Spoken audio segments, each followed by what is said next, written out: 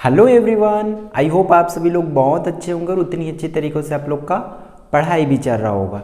ठीक है, तो इस वीडियो में हम लोग रिवीजन करने वाले हैं आपके अध्याय 2 का चैप्टर 2 का क्या है, नाम क्या है, अम्ल, क्षार एवं लवण।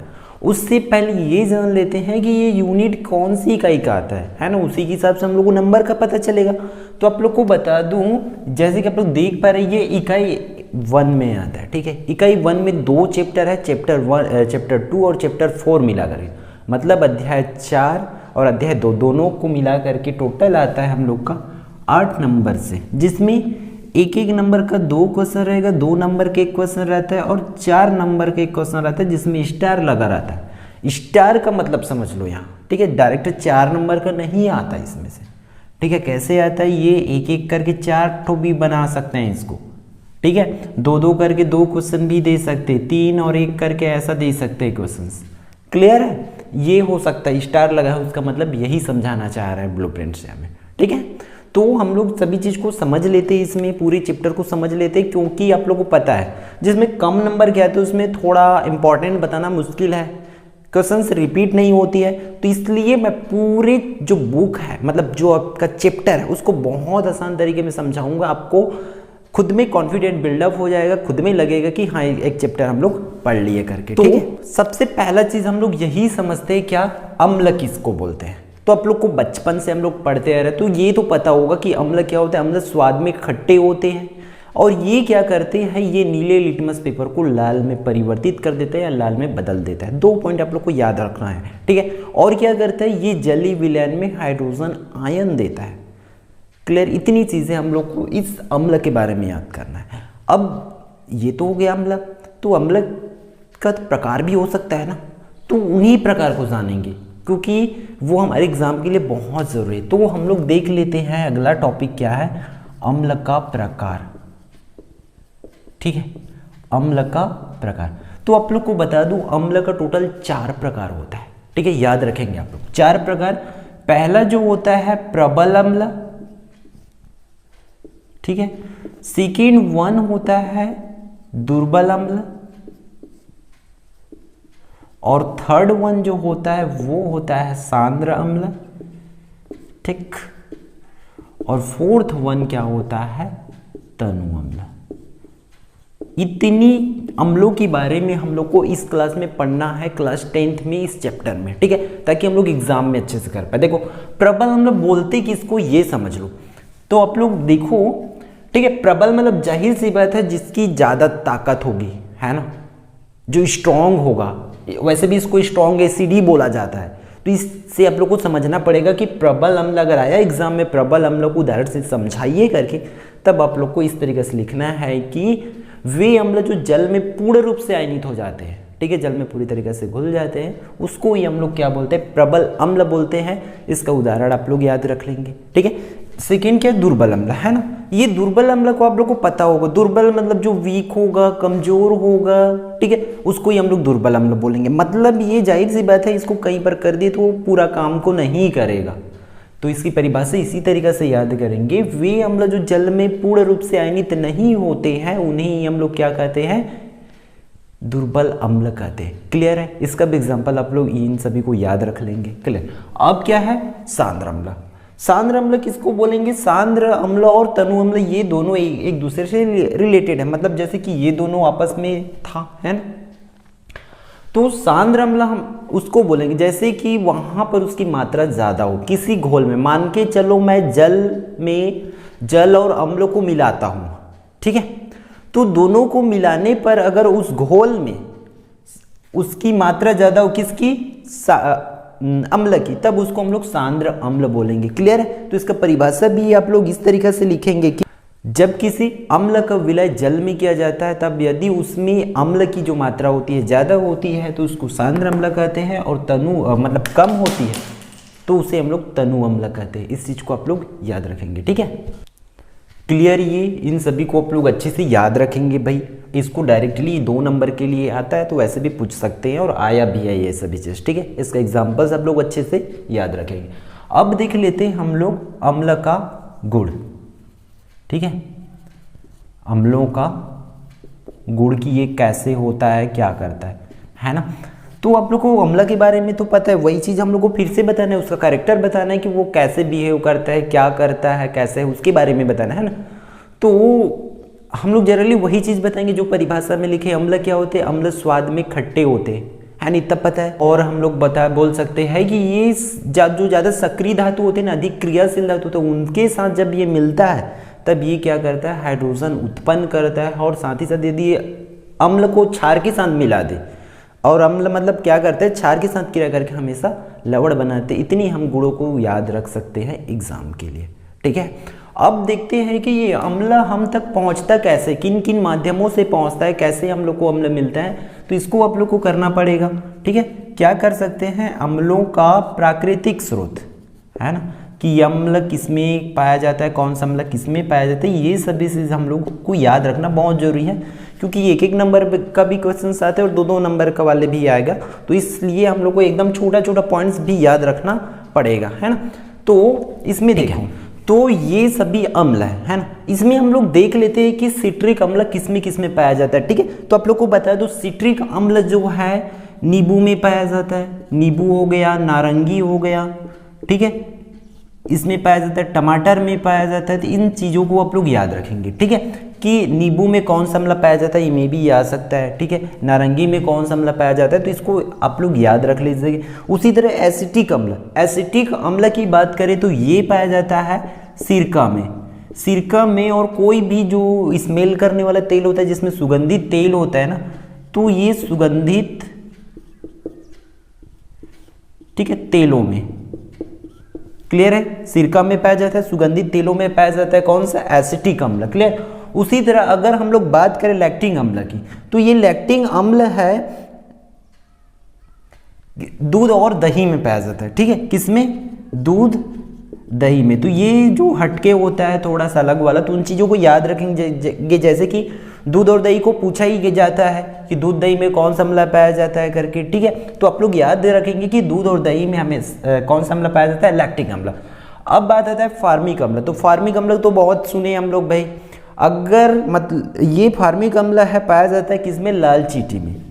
तो जो चींटी होती है, लाल कलर की चींटी होती है, लाल वाली चींटी होती है, जिसके काटने से बहुत बॉडी में खुजली होने लगता है, झंझनाहट होने लगता है, वो वाली चींटी के बारे में बोल। जनरली सभी में होता है, बट जो लाल चींटी होता है उनको बोला जाता है, जो आम के पौधों में पाया जाता है, उसको याद रख लेना, ठीक है। और किस में पाया जाता है? जैसे कि दताया वगैरह होता है, तताया बोलते हैं उसको, है ना, उसमें पाया जाता है, तताया लिख सकते हैं, ठीक। और किस में पाया जाता है? ये जो है जैसे कि मधुमक्खियाँ वगैरह में कौन सा पाया जाता है? फार्मिक एसिड पाया जाता है, क्लियर। और इसी में हम लोग ये भी लिख सकते हैं क्या? बिच्छू, ठीक है, बिच्छू में भी ये क्या पाया जाता है? फार्मिक अम्ल पाया जाता है, जिसके वजह से अगर वो काट लेते हैं हमें तो क्या लगता है? हमें बॉडी में जलन होने लग जाता है, ठीक है, क्लियर। उसके बाद अगर बात करें हम लोग अगले अम्ल है बेंजोइक अम्ल। तो ये बेंजोइक अम्ल जो है घासों में पाया जाता है, मतलब घास के पत्तों में पाया जाती है, और जो मूत्र होते हैं, ठीक है, उसमें पाया जाता है, ठीक है, कौन सा? बेंजोइक अम्ल। और मैलिक अम्ल की बात करें तो मैलिक अम्ल जो है तो ये पाया जाता है सेब, केला, ठीक है, इन सभी में पाया जाता है क्या?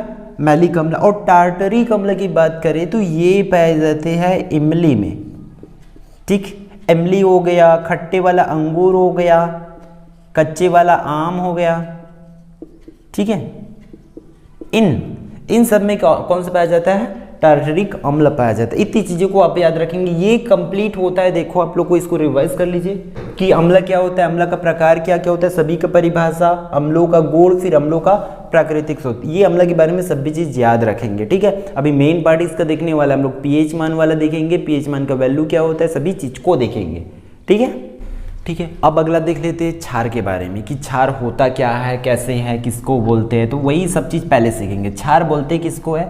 इंग्लिश में बोला जाता है बेस, ठीक है, समझो इसको।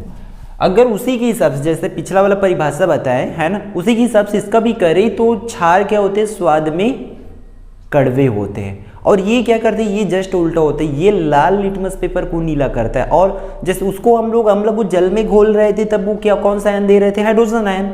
बट अगर हम लोग क्षार क्षार को जल में घोलते तब ये कौन सा देते हैं, हाइड्रोक्साइड आयन OH आयन देते हैं। क्लियर, इतनी बातें याद रखेंगे।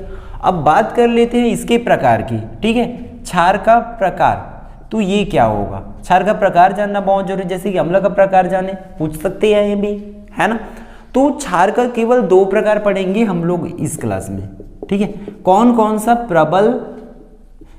प्रबल क्षार और सेकेंड क्या है, दुर्बल क्षार। इतनी याद रखेंगे आप लोग भी।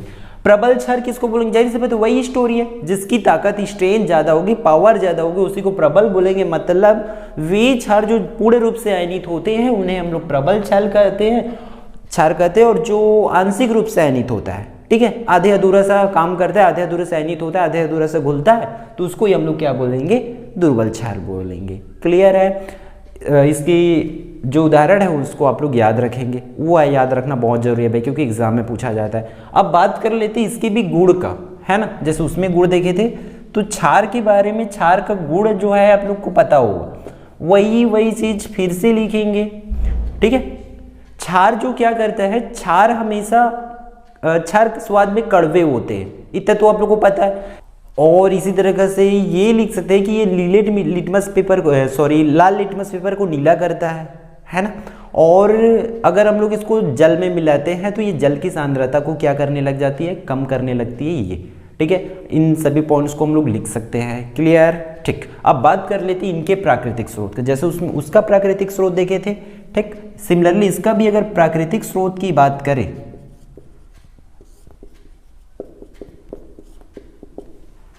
तो हम लोग को सिर्फ 2 से 3 चीजों को करना पड़ेगा, जैसे कि चूना, इस चूना में पाया जाता है कैल्शियम हाइड्रोक्साइड, ठीक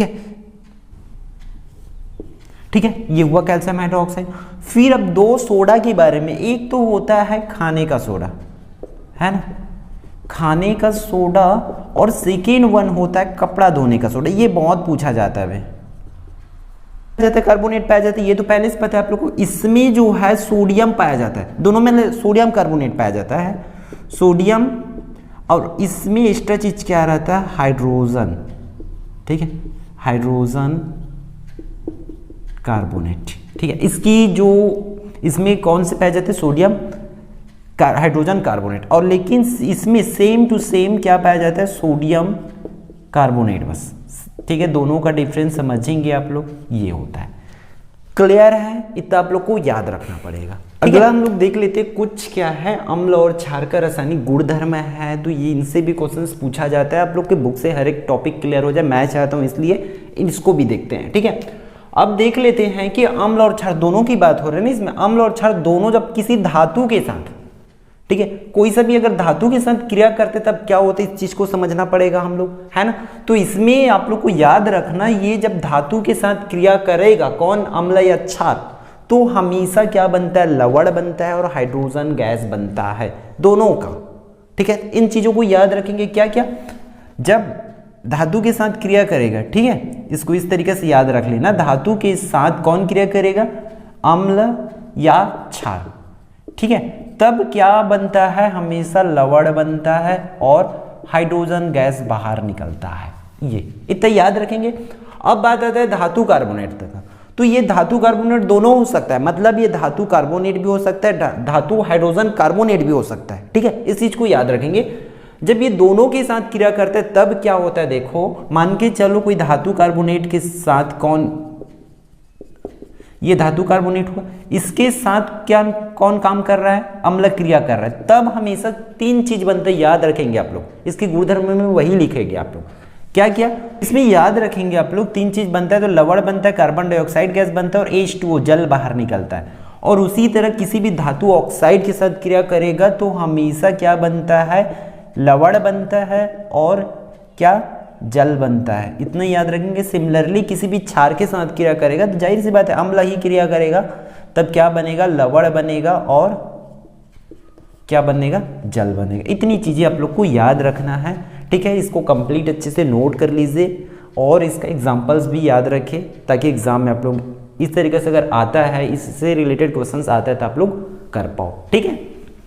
ठीक है। अब हम लोग अगला टॉपिक देख लेते हैं पीएच मान से रिलेटेड। ठीक है, इससे भी बहुत अच्छे अच्छे क्वेश्चंस पूछे जाते हैं कि किसका पीएच मान कितना होगा, कैसे होगा, तो इसको आप लोग को याद रखना पड़ेगा, है ना।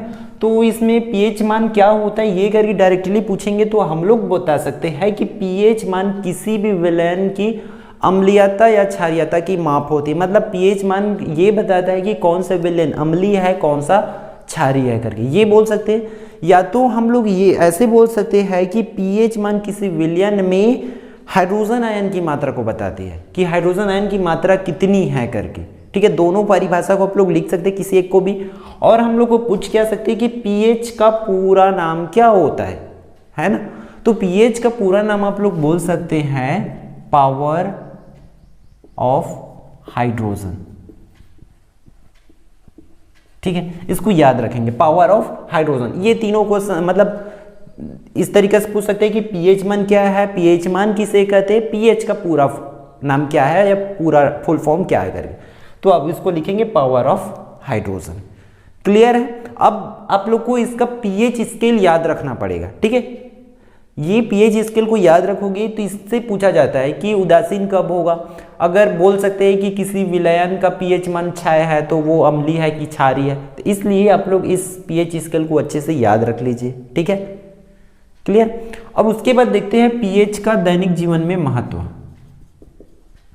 ठीक है, क्या महत्व है हमारे लाइफ में, भाई ये हमारे लिए क्या करता है, कैसे क्या मैटर रखता है। ठीक है, इससे हम लोग कैसे डिपेंडेबल है, कैसे हम लोग यूज करते हैं इसको डेली लाइफ में, इस चीज को समझ लेंगे। ठीक, देखो पहला क्या करता है, पाचन की प्रक्रिया में कैसे पीएच का वैल्यू, देखो पाचन की प्रक्रिया में। ठीक है, पाचन की प्रक्रिया में इसको समझो। देखो इसमें हम लोग क्या लिखेंगे, हमारी अमाशय जो है तनु हाइड्रोक्लोरिक अम्ल क्या करता है, उससे निकलता है। ठीक है, अमाशय में स्त्राव होता है जिसकी वजह से पाचन की प्रक्रिया में क्या होती है, मदद होती है। ठीक, इस तरीके से याद रखेंगे इस पॉइंट को। फिर सेकेंड इसमें याद रखेंगे रक्त का पीएच। ठीक है, याद रखना है इसमें जो रक्त का पीएच होता है आप लोग याद रखेंगे 6.8 से लेकर के 7.8 के बीच में होता है, इतनी याद रखेंगे। ठीक है, अब देखो इसमें हम लोग का होता क्या है, अगर इससे हम लोग का पीएच मान कम या ज़्यादा हुआ तो जाहिर सी बात है हमारे बॉडी में क्या होने लगेगा, जो रक्त है, खून है, ब्लड है ना, उसकी जो अणु की आकार है बढ़ने लगेगा, मतलब थक्का जम जाएगा, खून जो है गाढ़ा होने लगेगा, मोटा मोटा उसका अणु बड़ा होने लगेगा। ठीक है, जिससे वो हमारे शरीर में पूरे तरीके से नहीं फैल पाएगा, है ना। और फैले वो ब्लड ही नहीं फैलेगा, नहीं जाएगा, रक्त नहीं जाएगा बहेगा तो ऑक्सीजन का फ्लो नहीं होगा। आप समझ सकते हैं कि किस तरीके से ये रक्त का पीएच मान भी हमारे दैनिक जीवन में वैल्यूएबल है ना, इस तरीके से होगा। ठीक है, इसलिए और रक्त का पीएच मान कितना होता है इसको याद रखेंगे। ठीक, थर्ड वन इसमें हम लोग याद रख सकते हैं क्या, लार का पीएच। ठीक है, तो ये लार का पीएच मान जो होता है 5.5 होता है। अब देखो इससे हम लोग को समझना क्या है, यदि लार का पीएच मान इससे कम या ज्यादा हुआ तो क्या हो जाएगा, हमारे जो दांत है वो सड़ने लग जाएगा। ठीक है, इसलिए जनरली क्या किया जाता है, लार के पीएच मान को स्थायी बनाए रखने के लिए उतना 5.5 के उतना लगभग रखने के लिए क्या किया जाता है, नमक युक्त टूथपेस्ट यूज करते हैं। ठीक है, इसलिए तो बोला जाता है कि आपके टूथपेस्ट में नमक है करके, तो वो नमक की क्या करता है, ये जो पीएच मान है लार के पीएच मान उसको बनाए रखता है। क्लियर है। ठीक, इस तरीके से याद रखेंगे। अब देखो इसमें फोर्थ पॉइंट में पीएच पौधों और जंतुओं का आत्मरक्षा करता है। ये उन लोगों की आत्मरक्षा कैसे करता है, क्या है आप लोगों को पता होना चाहिए कि पौधों और जंतुओं में फार्मिक अम्ल पाया जाता है, ये पहले ही बता चुका हूँ। ठीक है, जिसकी वजह से उन लोग अपना रक्षा करते हैं, है ना। ततैया में क्या है, फार्मिक अम्ल पाया जाता है जिसकी वजह से हम लोग उससे लड़ते नहीं हैं, वरना तो उसको हम लोग मारते रहते बचपन में ही, है ना। ये है कि जिससे हम लोग उससे डरते हैं, काट देंगे करके, काटेंगे, बिच्छू से डरते हैं ना, क्यों, क्योंकि उसमें उन सब में फार्मिक अम्ल पाया जाता है। क्लियर। अब फोर्थ फिफ्थ वन कर लेते हैं, मिट्टी का पीएच। मिट्टी का पीएच, ठीक है, मिट्टी का पीएच में याद रखना पड़ेगा आप लोग का 5 से 8 होना चाहिए। ठीक है, ये मिट्टी का पीएच वाले को याद रखेंगे आप लोग। इसमें हम लोग को वही चीज़ लिखेंगे जो बुक में है। मिट्टी का एक उपजाऊ मिट्टी का पीएच मान जो है 5 से 8 होना चाहिए। इससे कम या ज़्यादा होता है तो जाहिर सी बात है उसकी उर्वरता शक्ति समाप्त होगा। और उर्वरता शक्ति को बनाए रखने के लिए हम लोग क्या यूज करते हैं, खाद यूज करते हैं। इतना तो आप लोग को पता है, इस चीज़ को लिख सकते हैं। ठीक है, तो ये है क्लास 2 का कंप्लीट नोट, कंप्लीट वीडियो बोल सकते हैं। ठीक है, इसमें आप लोग को और भी इंपॉर्टेंट क्वेश्चंस हो सकता है, आप लोग ट्राई करेंगे। मतलब जैसे कि इससे रिलेटेड कौन सा, अगर दूध दही वाला जितना भी क्वेश्चंस है, आप लोग सभी चीज़ को देखोगे तो समझ पाओगे। बट वीडियो बहुत लंबी हो जाएगी, इसलिए आप लोग कोशिश करिए कि इससे रिलेटेड जितने भी क्वेश्चंस आप लोग के बुक में बनता है, बन जाएगा। ठीक है, आप लोग कोशिश करोगे समझने का तो बन जाएगा। सभी का पीएच मान वाला से जितने भी क्वेश्चन है सब बन जाएगा। ठीक है, आप लोग बस कोशिश कीजिए। अगर कोई डाउट होता है तो आप लोग कमेंट करके बता सकते हैं। ठीक है, आई होप ये पूरी वीडियो आपके लिए यूजफुल रहा होगा। तो यदि आप चैनल पे नए हैं तो चैनल को सब्सक्राइब जरूर करेंगे, शेयर जरूर करेंगे और बोर्ड एग्जाम की तैयारी अच्छे से करेंगे। ठीक है, तो मिलते हैं नेक्स्ट।